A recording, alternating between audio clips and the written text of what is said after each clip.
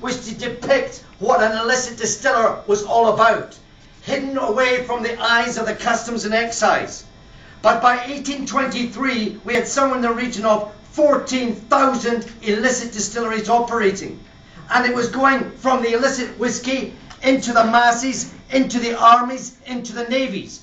The whole of England, down there, down in England and the rest of the world were a bunch of alcoholics. So what the government wanted to do was to transfer it from a more public affair to a more professional enterprise. So what they did was they got the distillers together and they said, what is your problem? What is your grievances? And they came up with the Excise Act. Of all the acts you must remember in Scotland, that's the most important. It came out on Friday, the 18th of July, 1823. And it said for the first time, if you want to produce whiskey legally, you're going to have to take out a license. And that's going to cost you £10 to take it out for your still. Because this is called the pot still method of distillation. So when the illicit distillers came along, they talked about the whiskey here. This is it here. This is the new spirit.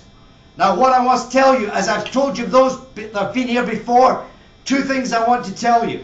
If I see you holding a glass like this and nosing like this, I'll kill you. So you must make sure that it's clean. That's why we put it on the floor.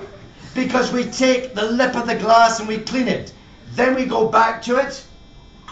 You take a note down at the bottom, you swirl it around and you nose it. Hello. Then you go back to it. How are you? Then you go back. Quite well. Thank you very much. But you must make sure you put the whiskey glass into the nose. None of this stupidity. If you see somebody doing this from now on, take two fingers, stick in his eyes. Okay? You've got to remember. So when you nose this for the first time, hello, the alcohol hits your nose first. 68% alcohol. Then you go back. How are you? I'm in a bad mood. I'm hot. I'm fiery. I've got a little bit of cinnamon, a bit of citrus, a bit of floral notes, a bit of damp leather, and I've also got some baby sick, which has got to be got rid of. And how do we get rid of it?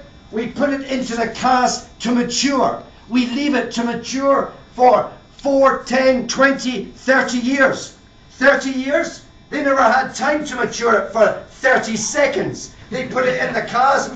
It's maturing under the mother-in-law's armpit there. And when they went back to it, it had taken on a whole new meaning. So maturation came into play. But it took many years.